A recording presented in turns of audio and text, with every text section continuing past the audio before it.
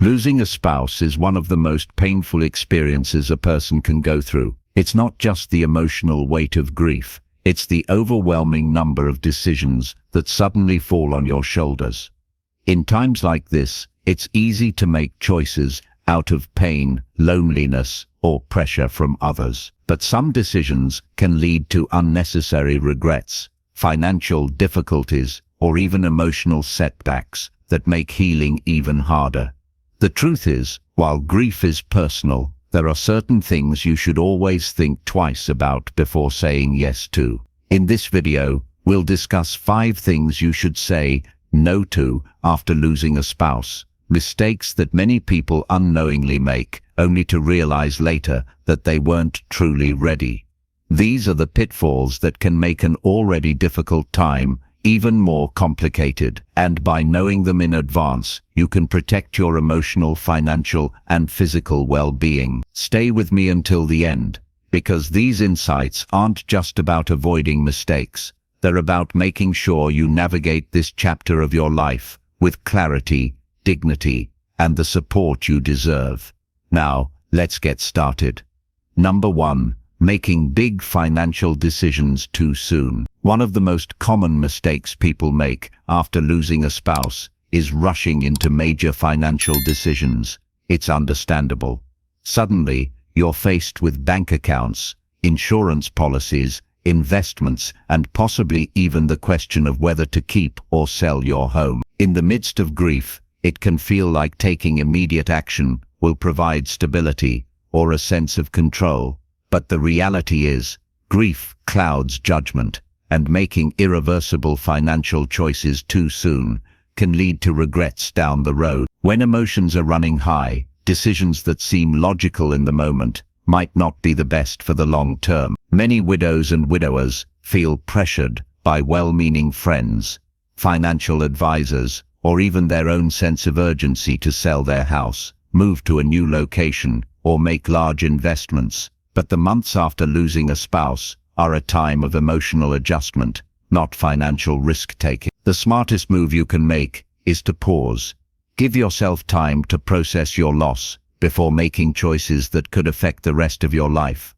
Take the case of 74-year-old Margaret. After losing her husband, she was told by multiple people that she should downsize her home immediately. The idea made sense: less space to maintain, lower expenses, and a fresh start. So, within a few months, she sold the house they had lived in for 40 years and moved into a smaller apartment in a different town. But once the shock of loss settled, she realized she had made a decision out of panic. She missed her familiar surroundings, her neighbors, and the sense of comfort her home provided. In hindsight, she wished she had waited longer before making such a big move.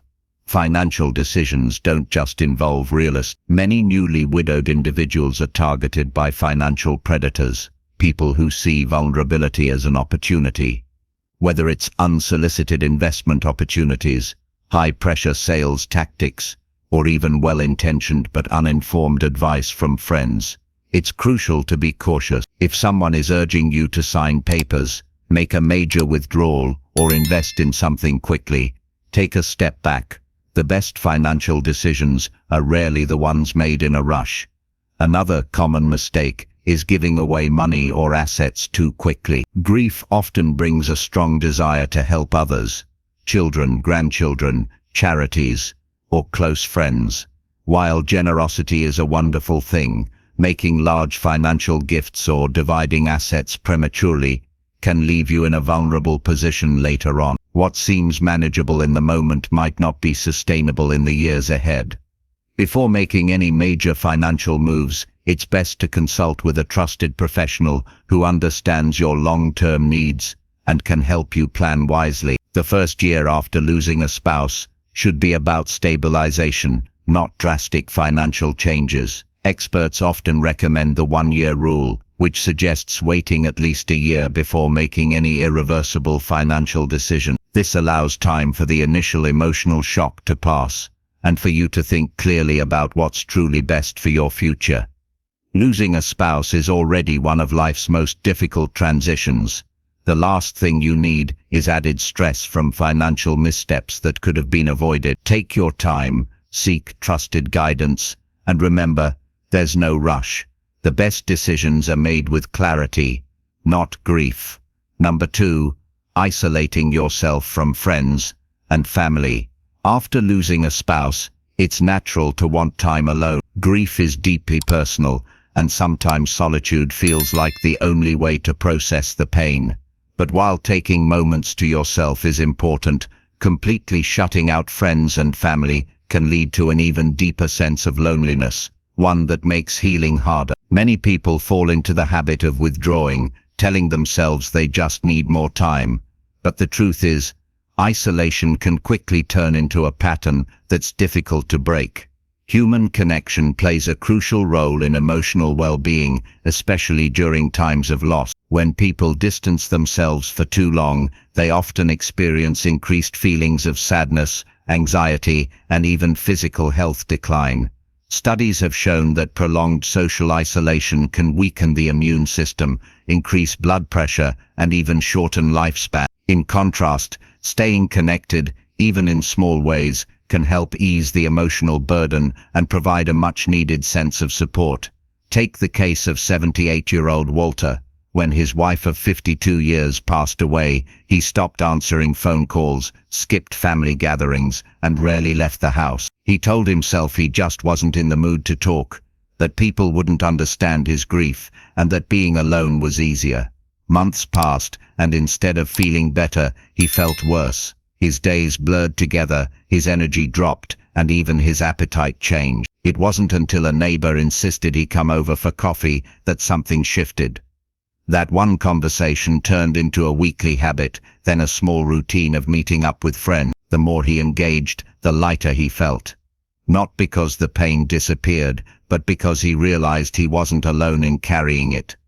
The key isn't to force yourself into big social situations before you're ready. It's about taking small steps to stay connected. Whether it's answering a phone call, going for a short walk with a friend, or even joining a support group, these little actions can help keep you from slipping into deep loneliness. If you don't feel like talking, that's okay. Simply being around people, even if it's just listening to a conversation, can help remind you that life continues and that support is available when you need it. Another mistake many people make is pushing away those who care the most. Sometimes grief brings irritability, exhaustion, or a sense that others just don't understand what you're going through. But shutting people out completely can create unnecessary distance between you and those who genuinely want to help. Your loved ones may not have the perfect words, but their presence alone can make a difference. Letting them in, bit by bit, can provide comfort, even when words aren't enough. It's also important to seek support from those who understand your experience. Connecting with others who have been through similar loss, whether through a grief support group, a community gathering, or even an online forum, can be incredibly healing. Speaking with people who truly understand what you're going through can validate your feelings and provide reassurance that you're not alone. Grief doesn't follow a schedule, and there's no right way to heal. But staying completely isolated only makes the journey hard. Finding small ways to reconnect with others at your own pace can provide strength, support, and even moments of unexpected joy. Remember, you don't have to carry the weight of loss alone. There are people who care, who want to be there for you, and who can help you move forward one step at a time. If you're still watching this video and finding these insights valuable, please comment number 2 below to let me know you're here. And if you have subscribed yet, I recommend you subscribe and turn on the bell so you don't miss any videos. Your support helps us here at Wise Living continue creating good content to inform and inspire you. Now, let's move forward. Number 3, ignoring your own health and well-being. When a spouse passes away, many people find themselves so consumed by grief that they stop paying attention to their own health. It's easy to put off doctor's appointments, skip meals, or let daily routines slip when you're dealing with loss. Some people even feel guilty about taking care of themselves, as if prioritizing their health somehow diminishes the depth of their love or grief. But the reality is, neglecting your well-being doesn't bring you closer to the one you lost. It only makes your journey forward harder. Grief affects the body in ways many people don't realize. Studies show that losing a spouse increases the risk of heart problems, weakened immune function, and even cognitive decline. The stress of grief can lead to high blood pressure, disrupted sleep, and changes in appetite. Some people lose interest in eating, while others turn to unhealthy comfort foods. Over time, these changes can take a serious toll on both physical and mental health. The key is not to expect yourself to feel normal overnight, but to make small choices that help your body stay strong as you navigate this difficult time. Take the case of 81-year-old James. After his wife passed, he stopped cooking meals for himself. He told himself he just wasn't hungry, and when he did eat, it was usually something quick and processed. Within a few months, he started feeling weaker, had trouble sleeping, and felt constantly fatigued. His daughter noticed the change and encouraged him to start eating regular meals again, even if he didn't have an appetite. Once he made small adjustments like preparing simple nutritious foods and drinking more water, he found that his energy levels improved, his mood stabilized, and he was better equipped to handle the emotions that came with grief. Self-care isn't just about food, it includes movement, sleep, and emotional health. Many people who lose a spouse stop exercising, not because they don't want to stay active, but because they no longer have someone to do it with. But staying physically active, even if it's just a short daily walk, has been shown to reduce stress, boost mood, and even improve longevity. In some cases, joining a local walking group or exercise class can provide both physical benefits and much-needed social connection. Another common mistake is neglecting medical checkups. Many widows and widowers skip routine doctor visits or delay seeking medical care because they feel too overwhelmed. But this is the time when taking care of your health is more important than ever. If you haven't been to the doctor in a while, make an appointment. Getting regular checkups, managing existing health conditions, and staying on top of medications can make a significant difference in how you feel physically and emotionally.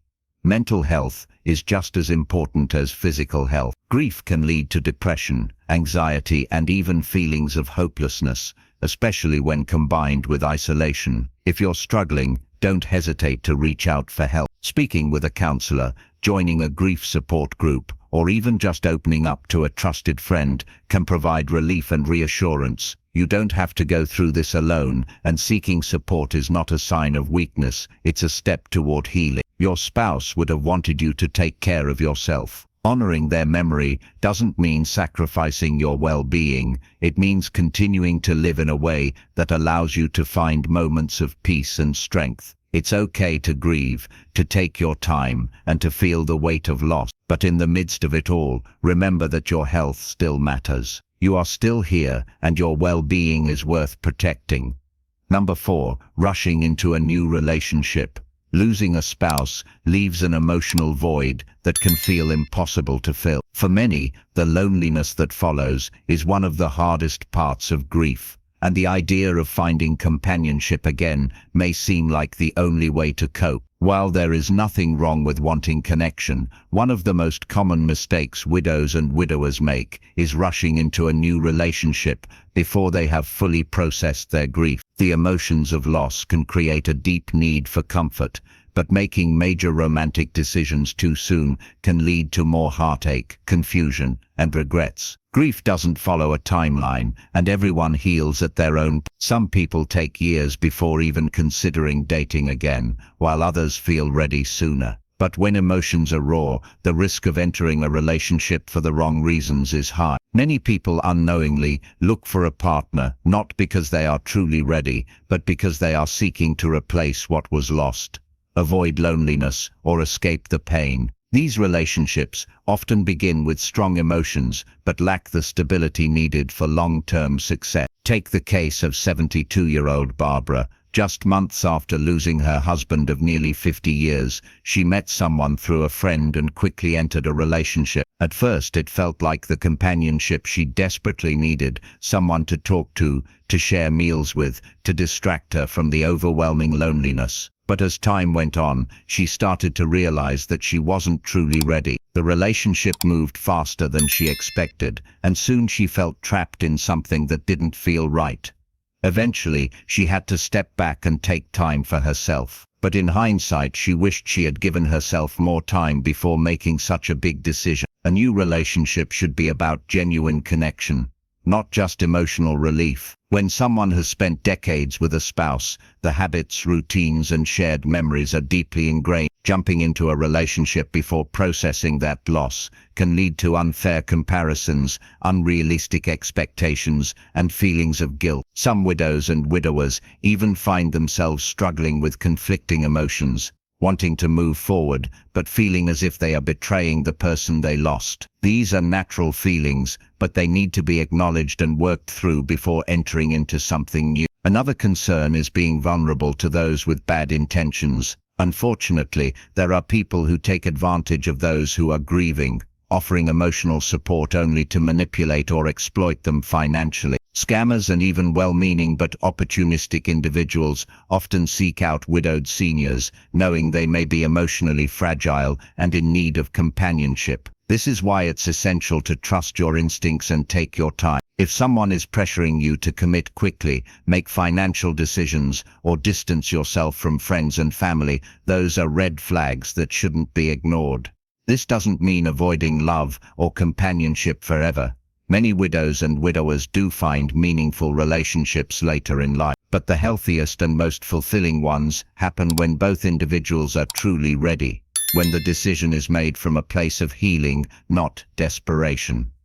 Time and reflection are key. Taking the time to process grief, rediscover personal identity, and find peace in being alone before seeking a new partner makes a world of difference. If you do choose to date again, go at your own pace. Take time to understand what you truly want in a relationship, and make sure you're entering it for the right reasons.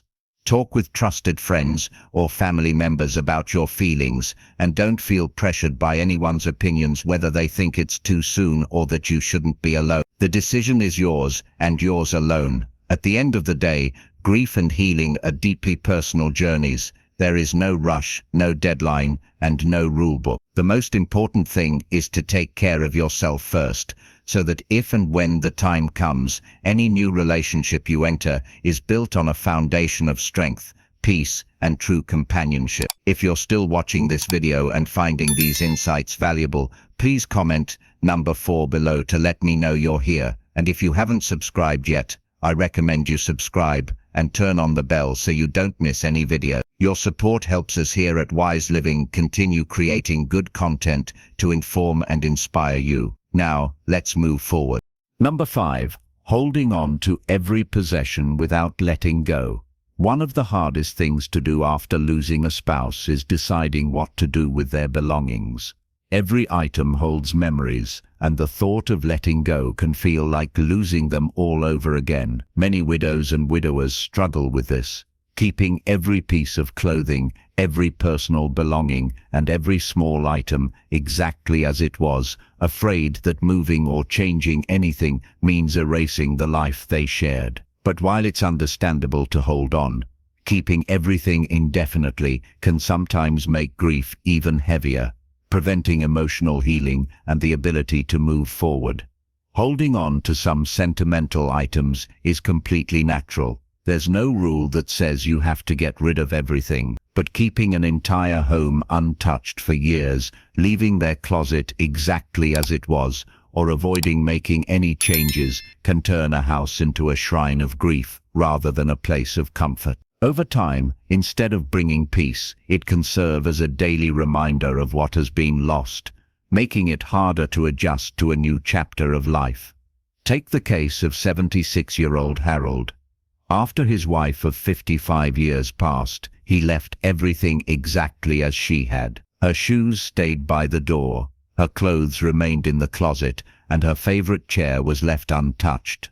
At first, it felt like a way to keep her close, but as the months passed, he realized that walking past her untouched belongings every day was keeping him stuck in the same place emotionally.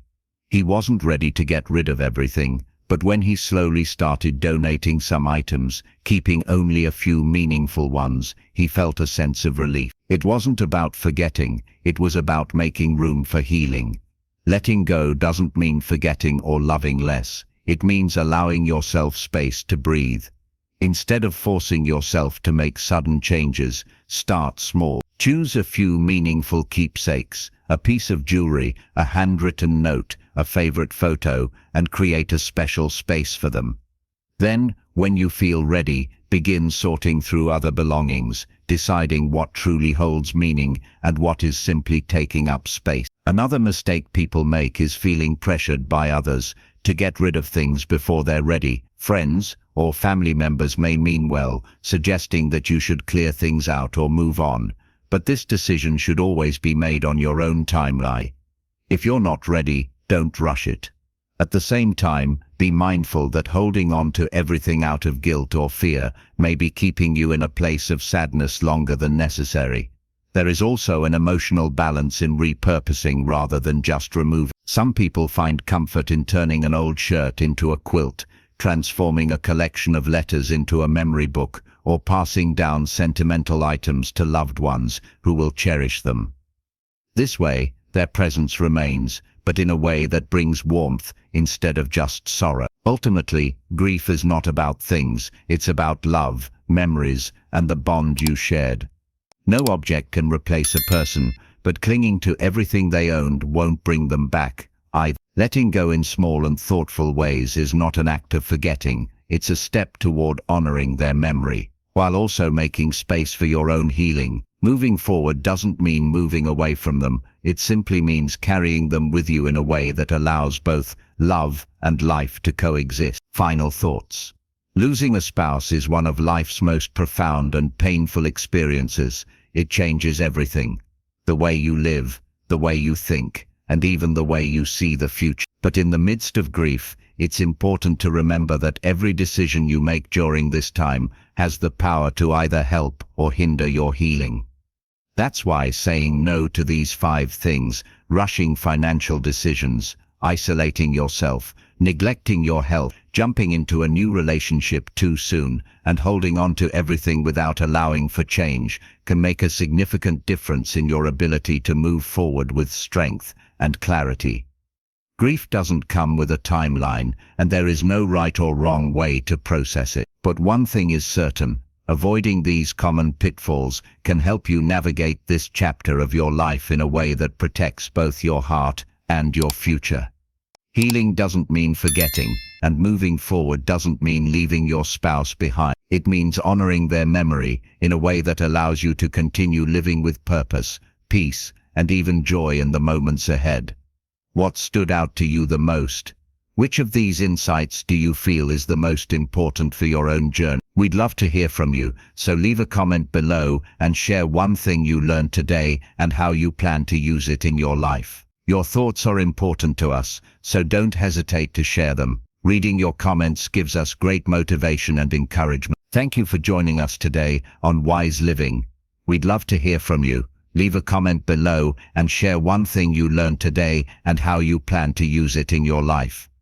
Your thoughts are important to us, so don't hesitate to share them. Reading your comments gives us great motivation and encouragement. And before you leave, we've also prepared playlists for you with love and care, which we recommend watching right here on your screen for even more helpful content. If you enjoyed this video and found it helpful, please like, subscribe, and share. Your support helps us continue creating good content to inform and inspire you. Thanks for watching, and we look forward to seeing you in the next video.